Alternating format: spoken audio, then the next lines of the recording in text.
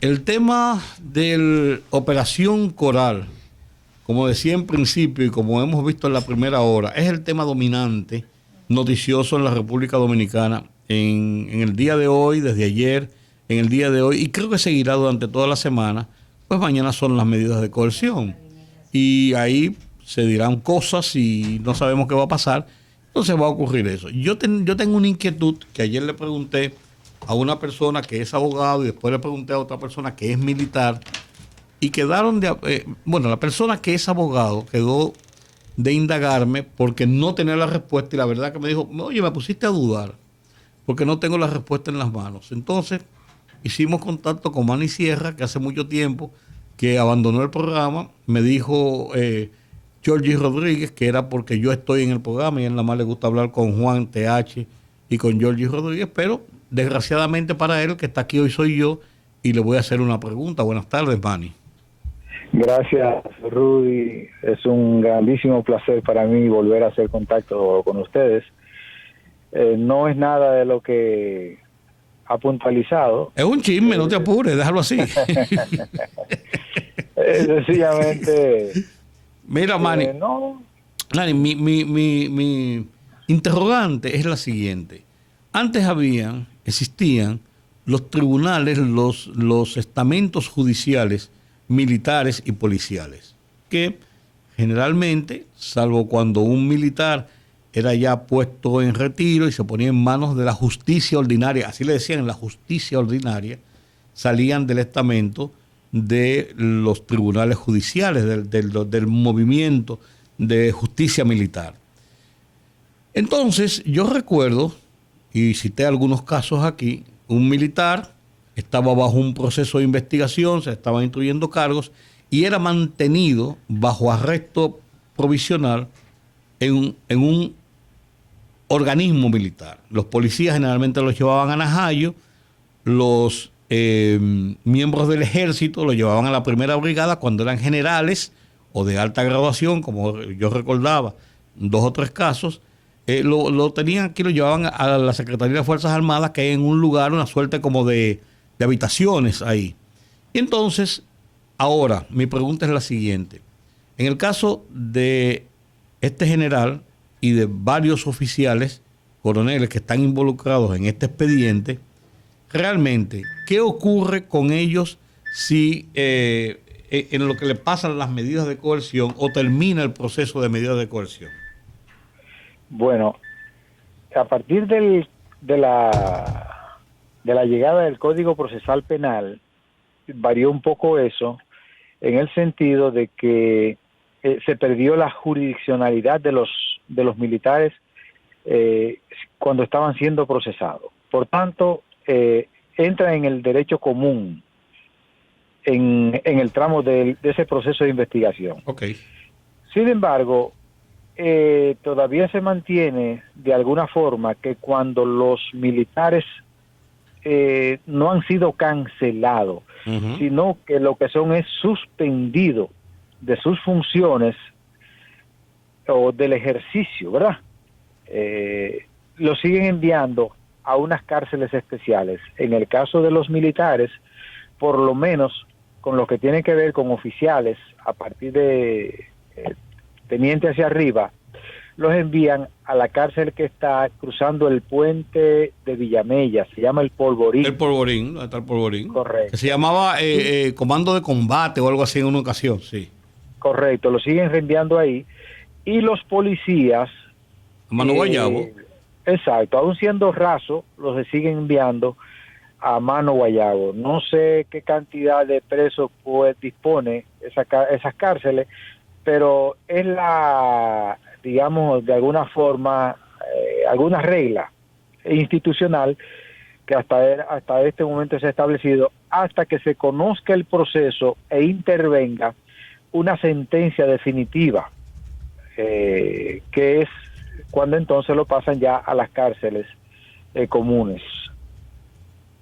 A mí me llamó mucho la atención en este caso que estos oficiales activos los hayan llevado a la cárcel pública que está ahora bajo el sistema de que no era de la fiscalía, sino que lo tiene ahora prisiones, y lo haya remitido a la cárcel pública del Palacio de Justicia de Ciudad Nueva, mientras se produce el conocimiento de la medida de coerción. Sí.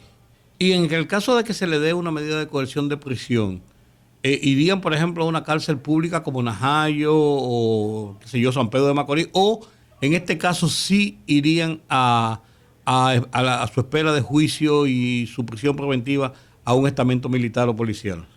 Usualmente los jueces han venido enviándolo a sus respectivas cárceles, porque ellos no están cancelados, ellos están suspendidos. Claro que no. De hecho, ni siquiera estos oficiales están suspendidos. Es lo que te iba a decir, ni siquiera están suspendidos. Correcto, ni siquiera están suspendidos. De manera que lo usual, lo que ha venido ocurriendo, salvo que con esto se vaya a hacer una excepción, y entonces eso resultaría un poco cuesta arriba y cuestionable, que con esto, distinto al resto, ¿verdad?, por el principio de igualdad, se sigan mandando a sus cárceles donde siempre se mandan porque están bajo suspensión, y que a los otros, y que entonces en el caso de ellos les envíen a las cárceles comunes. Sería un poco cuesta arriba, y digamos que institucionalmente marcaría un destino que resultaría un poco sospechoso, por llamarle de alguna forma, e institucionalmente podría producir, es lo que yo me aventuro a especular con esa vena, ese olfato periodístico, algún tipo de disgusto en las instituciones castrenses, porque lógicamente se ven en ese mismo reflejo, en ese mismo espejo de lo que está pasando hoy, que mañana, cuando la ruleta de la vuelta, pueda pasar con los que están ahora con el mando militar. Ok. No, gracias, Manny. Queríamos precisar eso, porque yo tenía entendido que era así. Lo que pasa que, como hubo algunos cambios en cuanto a lo que es la jurisdicción de la policía, de la justicia militar, que antes lo juzgaban tribunales militares y todo esto, pensé que también podía haber variado la disposición, pero yo en el juicio de lógica entendía eso que tú estás explicando, que por una razón de seguridad, incluso en una situación de prisión preventiva y todavía ostentando su condición de militar porque no ha sido cancelado, es un preso preventivo, era ponerlo en una situación de peligro quizás innecesario en el momento de una prisión preventiva todavía. Sobre todo que la persecución de un caso no es un asunto de venganza ni de retaliación. No puede estimarse así, claro, por eso te digo, es una prisión preventiva judicial. Correcto, y que lo que se debe buscar a esta hora es la verdad, pero sin humillar a la persona, porque mira, te voy a ser honesto, yo he visto en los últimos años cosas que a mí me resultan groseros y que son contrarios completamente a ese principio de dignidad humana. Estas posiciones mías, me aventuro yo a decir o anticiparlas, muchas veces resultan odiosas, porque aquí la gente está acostumbrada a que le digan lo que quieren escuchar o que tú complazcas peticiones. Así es. Ese no es mi estilo. Yo prefiero, porque yo siempre respeto mucho a los oyentes y los medios de comunicación, claro, que yo siempre he creído en esa vieja línea del periodismo, de que los medios de comunicación están para acercarse en cuanto más se pueda a lo que se entiende que puede o parecerse a la verdad. Sí. Y que no están para hacer juicios de valor, para complacer, exacto, okay, ni para complacer, claro, el deseo de unos o el deseo de otros. Yo creo que lo que se debe imponer es filosóficamente lo que debe ser, porque finalmente la cara que yo tengo hoy es la que me van a ver hoy, me van a ver mañana y me van a ver después. Claro, yo escribí el artículo mío de la semana pasada en el Listín Diario, mi artículo de opinión, se llamaba Tránquenlo, y yo decía que la cultura de trujillista, de la dictadura, y después que se hizo norma en los 12 años de Balaguer, y que ahora todavía en la época del cambio se sigue practicando, o sea, el tránquenlo primero que cualquier situación. Y ponía dos ejemplos.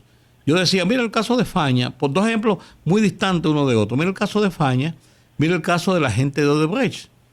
Los dos fueron a prisión, pasaron los rigores de la prisión, llegaron y todo el show de la situación en prisión. Después, en los dos casos están cada uno de los implicados cumpliendo con lo que establece la justicia. Entonces no tenían peligro de fuga.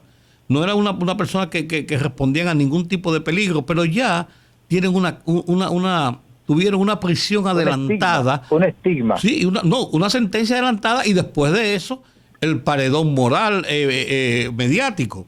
Entonces yo decía, en ese caso, hacía ese planteamiento de que debemos pensar en cambiar esa cultura, que por eso hay el 80 y cuánto por ciento de los presos preventivos y las cárceles hacinadas, entre otras cosas. Entonces me llamó una persona, amiga, muy amigo, que está en las posiciones de poder judicial, y me llamó y me dice, ajá, qué bueno, ajá, que suelten a todos esos delincuentes, hay que trancarlos, porque yo decía, bueno, pues mientras tengamos esa forma de pensar, no avanzaremos como sociedad. Entonces estamos hablando de retaliaciones, no del ejercicio de justicia. Fíjate una cosa, Rudy, que en esta fase de investigación, lo único que debe apostarse o que debe procurar la autoridad persecutora es si la persona constituye un peligro de fuga. Primer elemento, si esa persona constituye un peligro para las pruebas que se tratan de perseguir, si esa persona constituye una prueba para la víctima, o si esa persona va a obstaculizar el proceso. Una vez verificado eso, porque lo que se busca ahora no es un fin en sí, o sea, no es un fin en sí mismo. La medida de coerción, lo único que procuraría es evitar que la persona, digamos, de alguna forma, frustre el proceso y entonces los actos queden impunes. Claro. Pero si la persona no constituye un peligro de fuga, ni constituye un peligro absolutamente para nada, y la autoridad investigativa puede seguir cómodamente haciendo su investigación, yo no veo entonces por qué no se debe conocer el proceso, que es lo que se estila conforme a la Constitución del 2010 y conforme a esta norma procesal penal, cuya finalidad cuando se promulgó era justamente porque las críticas brotaban a borbotones como los borbollones de agua de los senos de la piedra, de que las cárceles hace 30 años atrás, 25 años atrás, estaban llenas de gente preventivamente preso. Y la cultura del tránquilo. Correcto. Por eso, entonces se promulga un código nuevo para sacar de circulación ese código que mantenía preventivamente cientos y cientos de ciudadanos en las cárceles. Yo creo que este código ha venido y que ha sido todo lo contrario a lo que la gente dice. Ahora hay más presos preventivos que cuando teníamos el código fenecido, y que fue la razón de sacar el código anterior, porque se criticaba que las cárceles estaban llenas de presos, pero resulta que ahora tenemos más presos con un código nuevo y con una nueva constitución que no es lo que debía ser, porque esta constitución comienza en su artículo 1 hablando de esos derechos, democráticos, claro, y de la dignidad del ser humano, cuyo elemento fundamental es la libertad. Pero resulta que todo esto no ahora, ha sido una norma en la conducta de los dominicanos. Así es. Se ha convertido en una práctica. Así es. Y que eso debía desterrarse. Ahora, si la persona constituye un peligro de fuga, constituye un peligro para la víctima, se trata de crímenes de sangre, pues entonces yo creo que la gente debe permanecer de alguna forma en prisión. Pero seguimos en esa actitud inquisitoria. Ese es el comportamiento de nosotros, o sea, y del proceso nuestro, del sistema nuestro. Todavía seguimos en una actitud inquisitoria y que lo que se impone es trancar gente y ver gente ahí, porque parece que hay como una especie de deseo de venganza social, y que viendo gente presa es cuando nos sentimos cómodos. Al final resulta entonces que muchos de estos casos terminan frustrando a la población, porque lo que se aupa, lo que se dice de manera magnificada, al final no termina siendo lo que es en el fondo, o que en el proceso de investigación no se ha realizado la investigación como debía ser, y por tanto, llegando al punto que tú planteas, se termina lógicamente estigmatizando a una persona y estigmatizando a una familia con un caso que termina en nada. Si tú comienzas a buscar cuánta gente hay preso por corrupción en la República Dominicana en los últimos años, tú te vas a conseguir que posiblemente esté preso el alcalde de Puerto Plata, un síndico de Puerto Plata. Después tú no te vas a encontrar con muchos casos. ¿Por qué? Porque posiblemente La misma autoridad investigadora hace una proyección frente a la población, le crea unas expectativas que al final no termina haciéndose realidad. Bueno. Y por tanto, yo creo que lo ideal es que se conozcan los procesos con la gente. Básicamente, si no constituye peligro absolutamente en nada para la investigación, con ellos en libertad. Máxime que muchas veces veo que los fiscales piden este tipo de medidas de coerción y presentan una serie de pruebas que no son para las medidas de coerción, son para conocer el fondo del proceso, porque ahora lo que hay que presentar son pruebas que evidencien que la persona va a frustrar el proceso, no que pruebas para justificar hechos, porque si son pruebas para justificar hechos, pues entonces abóquense y ahórrese el tiempo y la mora y el espacio en los tribunales y abóquense a conocer el fondo de los procesos. Bueno. De manera que yo creo que en este caso,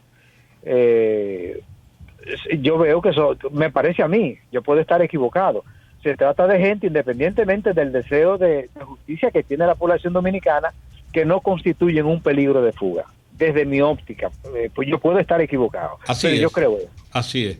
Gracias. ¿Cómo no? Gracias, Manny. Era Manny Sierra.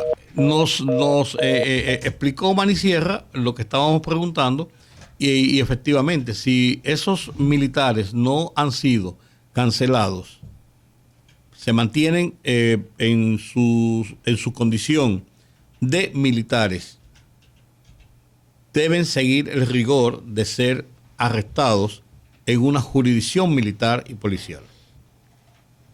Eso está claro. Yo tenía la duda, por eso quise consultar a Manny, y estábamos también haciendo un contacto con Cándido Simón Polanco, que nos escribió diciendo que él tenía una apreciación sobre ese mismo tema y queríamos ponerlo también dentro del contexto.